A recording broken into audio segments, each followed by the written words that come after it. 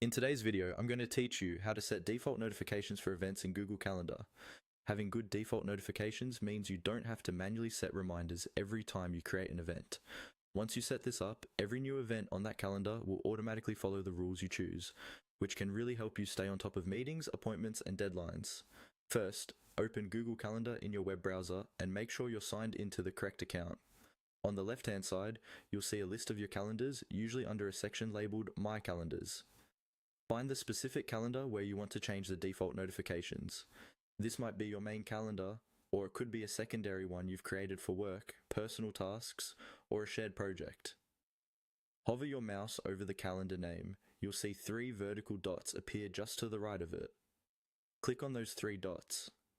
This opens a small menu of options for that calendar, such as displaying it, changing its color, and accessing more advanced settings. From that menu, click on Settings and Sharing. This will take you to a new page dedicated to the settings for that particular calendar, not your entire Google account. On this page, you'll see several sections in the left sidebar, including options like access permissions, sharing settings, and various customization choices. Look for the section labeled Event Notifications. Click on it to expand or focus on that area. This is where you control the default reminders that will automatically be applied to events on this calendar.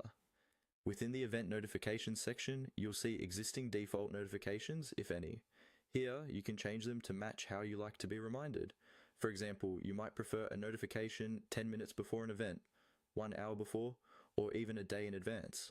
You can remove notifications you don't want, add new ones, or adjust their timing.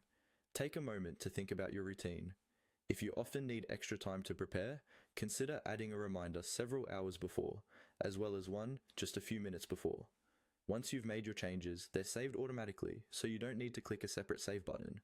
From now on, whenever you create a new event on that calendar, Google